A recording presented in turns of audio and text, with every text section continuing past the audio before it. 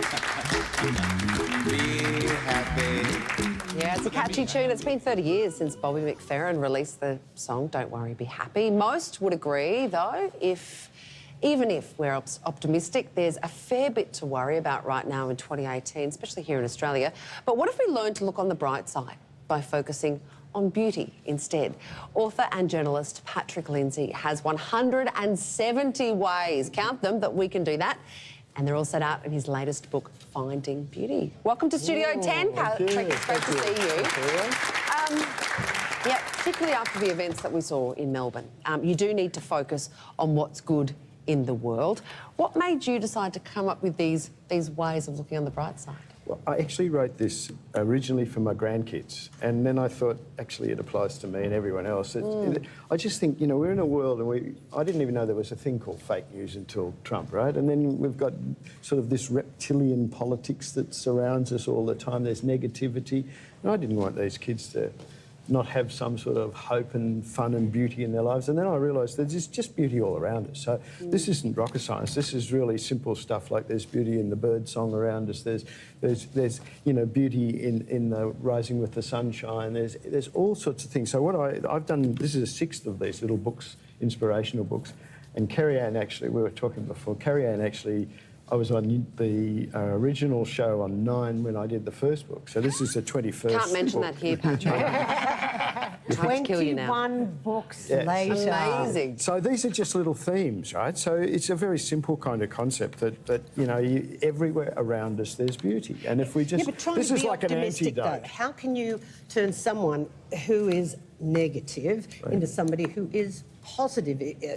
People ask me that all the time. Yeah, it's a fair question too. But I think the real central thing is that if you pause, you know, we're on this toboggan, you know, this treadmill that we're rushing for everywhere, rushing. If you look around on the train or the bus, no one actually looks at what's going past. They're all on their phones just checking other stuff out. If you look around, there's just so much beautiful things around, you know, like birdsong. These are the things, I just write a little thoughts, you know. They provide nature's soundtrack. Each has a distinctive song, brimming with optimism and joy. They sing of new days, whistling while they work and celebrating their freedom. To me, this book is a lesson in mindfulness, which is a sort of a form of meditation in a way to drown out all the other busy stuff around you and focus on something small and beautiful. And I find when the kids aren't driving you crazy, they're very good at doing that as well. You're able to exercise mindfulness by seeing things through their eyes, whether it be a dandelion that they pick up and blow for the first time, or the way they look up at the clouds with wonderment in their eyes. That's a really good connector. Well, it's a natural thing for kids, isn't it? Yeah. And we somehow breed it out of them. But they see the beauty in everything around them. And if you're looking through their eyes, then you get a bit of that as well. And to me, the kids are the most beautiful thing to watch. Just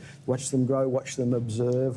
But also do that thing, you take them to the zoo and they see the Black Panther, but they're obsessed by the tap. And you go, the tap is amazing. You tell them what it comes from. It's so true. Your book is very much about all things bright and beautiful. Yeah. Do you think we need a spiritual wake-up call? I think that's it. And it's not a religious thing at all. It's everyone has their own spiritual source. You know, they get it from the surf, or they get it from sport, or they get it from cooking, or they get it from, you know, something in their lives, right, their kids or something. And I think it's sometimes necessary just to put your life on pause for a while and then reflect. Just think a little bit. We have so little leisure time now. Everything, with all the technology we have, we're on a constant roller coaster. In the good old days, people used to actually sit up at night, not listen. They didn't have radio. They'd just sit up and actually have conversations and read and chill out. Yes. But nobody does that anymore. It's very hard to do it. You've actually got to make the time yourself. It's not sort of scheduled into your normal life at the moment. And I think that's one of the things that you need something just to break the cycle. You mentioned kids and grandkids. There is so much horrific news around us, you know, at the moment. Is this something we can use to guide them through that, if you like, to guide them through some of the scary things they're hearing about? That was my original thought, to bring hope and to look at things just quietly and differently without having to worry about, you know, the pressures. You know, even with the gifted kids thing you guys were just talking about, it's another pressure, you know, and it'd be lovely if they could develop at their own pace and we could learn at our own pace. And so I don't think I think there's no age where you stop learning. You know, you keep learning all the time. And so you need optimism, and you need hope, and you need new ways to look at things. And so, I mean, this to me, it's like an antidote, because we're being swamped all the time. There's just a lot of negativity out there. And if you are listening to the leaders of the world, you go out and slit your throat. You know, there's no brightness in the way they're looking at things. But I think there should be. I think, and we can do it ourselves.